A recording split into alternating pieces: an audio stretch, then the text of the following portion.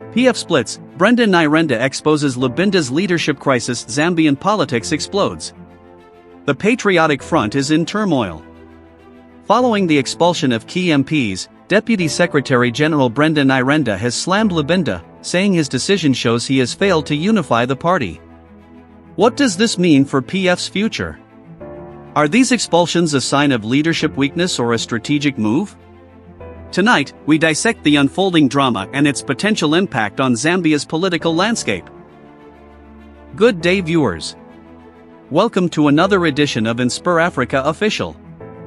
I'm Nakash. Well, it's been quite a week here, hasn't it? The rains have finally arrived in earnest, and with them, it seems, a storm of a different kind has descended upon Zambian politics. Today, we bring you a story that has sent shockwaves rippling through the corridors of power, a story of fracture, defiance, and a party tearing itself apart from within. Picture this. A once mighty political machine, the Patriotic Front, now convulsing in the throes of internal warfare. At the center of this maelstrom stands Given Lubinda, former justice minister, current opposition leader, a man whose iron grip on his party is suddenly, spectacularly slipping through his fingers like sand, but who would dare to challenge such authority?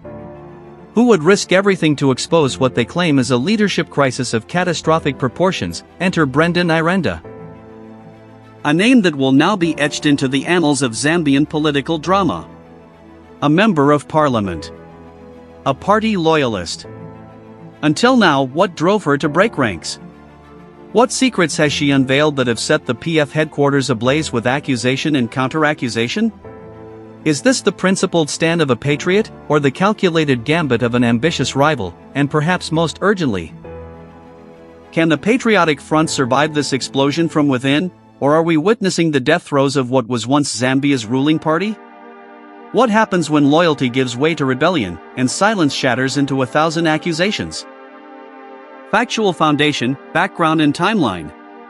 The revelation came to light in a dramatic press conference held just 3 days ago at the Intercontinental Hotel in Lusaka. The date, December 19, 2025. The setting, a packed conference room, journalists jostling for position, cameras clicking in anticipation. Brenda Nyirenda, Member of Parliament for Lund constituency and a long-standing member of the Patriotic Front, called the press gathering with little advance notice. A decision that would prove both strategic and explosive. The initial suspicions had been building for months. Since Given Lubinda assumed the role of PF president following the party's electoral defeat in 2021, whispers of discontent had echoed through party ranks. Sources close to the situation reported growing frustration among mid-level party officials and parliamentarians who felt increasingly sidelined from decision-making processes. The timeline of events accelerated dramatically in November 2025. Party meetings became heated affairs. Communications between the leadership and the broader membership grew strained. Then, in early December, a crucial National Executive Committee meeting descended into chaos, though details of what transpired remained, until now, locked behind closed doors. Nyirenda's decision to go public came after what she describes as a final, failed attempt to address her concerns through internal party channels. On December 17, she requested an urgent meeting with Lubinda. That meeting, according to sources, lasted less than 15 minutes and ended acrimoniously. 2 days later, she stood before the assembled media and detonated her political bombshell. Direct evidence, quotes and testimony. The press conference began with a statement that Nyirenda read from prepared notes, her voice steady but weighted with emotion. I stand before you today not as an enemy of the Patriotic Front, but as a member who loves this party too much to watch it destroyed from within. For months, I have watched, I have waited, I have hoped that reason would prevail. It has not. She continued, building momentum. Given Lubinda has transformed what should be a democratic institution into his personal kingdom. Decisions that should be made collectively are made unilaterally. Voices that should be heard are silenced. And anyone who dares to question, anyone who dares to suggest an alternative path, is branded a traitor, a sellout, or worse. When pressed by journalists for specific examples, Nyirenda didn't hesitate. Let me give you concrete instances. In the last 6 months, 3 district chairpersons have been removed from their positions without following proper party procedure. Why? because they expressed concern about the direction of the party. In October, a proposal to establish a youth empowerment fund, a proposal that had widespread support among party members, was unilaterally rejected by the president's office without explanation, without debate. One journalist asked, "Honorable Nyirenda, are you saying that President Lubinda is acting dictatorially?" Her response was measured but damning. "I'm saying that the man who should be leading us forward is instead dragging us backward into a style of leadership that frankly belongs to a different era. The PF was built on principles of collective leadership, of internal democracy. Those principles are being trampled."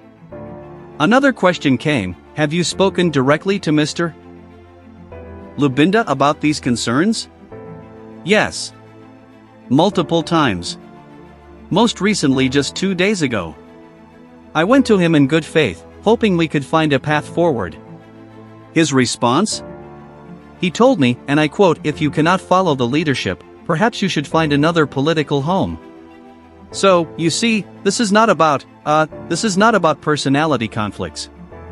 This is about the survival of the party itself. The most explosive revelation came midway through the conference. There are at least 15 sitting MPs who share my concerns. 15. Some are afraid to speak out.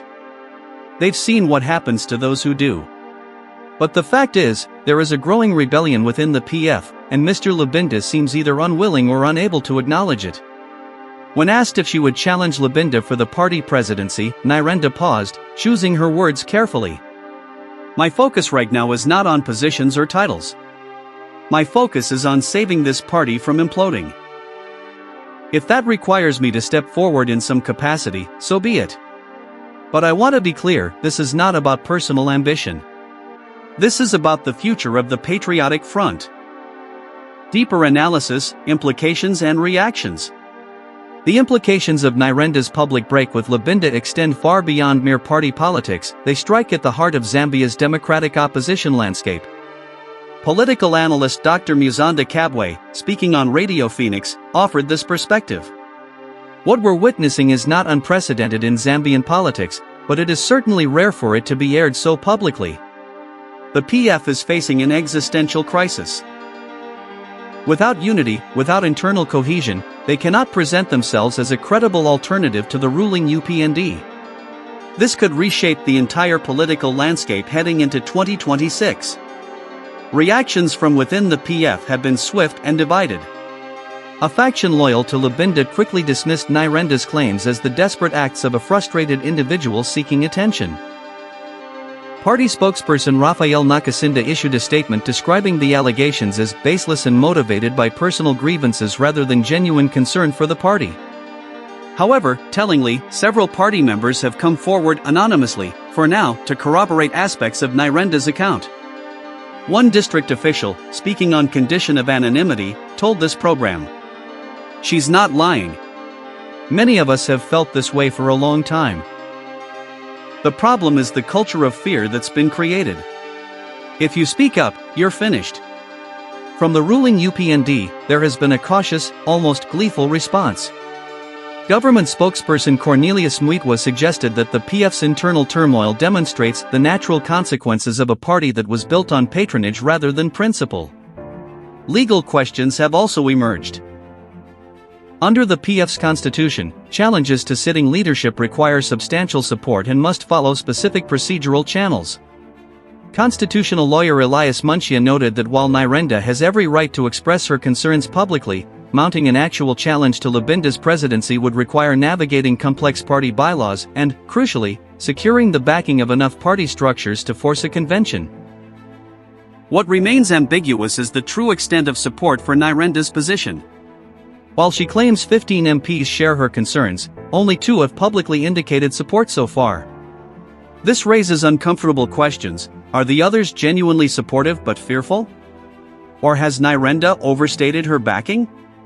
The broader systemic concern here is the state of internal party democracy across Zambia's political spectrum.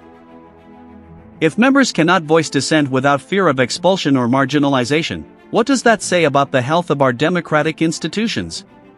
The PF's crisis may be unique in its current intensity, But the underlying issues, concentration of power, suppression of debate, lack of accountability, echo through multiple parties. And so, viewers, we find ourselves watching a drama unfold in real time, a drama whose final act has yet to be written. Will Brenda Nyirenda's brave stand? And yes, whatever one thinks of her motives, it took courage to catalyze genuine reform within the PF. Or will she find herself isolated, marginalized, perhaps eventually expelled from the party she claims to love? Can given Lubinda reassert his authority and reunify the party behind his leadership? Or has the fracture grown too deep, the wounds too severe to heal? And what of those 15 anonymous MPs? Will they find the courage to step out of the shadows and into the light of public accountability? Or will fear continue to silence them? These are the questions that will dominate Zambian political discourse in the coming days and weeks. We want to hear from you, our viewers. What do you make of this unfolding crisis? Is Brenda Nyirenda a principled whistleblower or a disgruntled politician? Is given Lubinda a strong leader or an authoritarian figure? Drop your thoughts in the comments below. Let's have a robust, respectful debate. Thank you so much for watching this edition of InspirAfrica Official. We'll continue to follow this story closely and bring you updates as they develop. I'll be back with you tomorrow with more stories that matter, more voices that need to be heard. Until then, stay informed, stay engaged, and stay inspired. This is Nakash, signing off.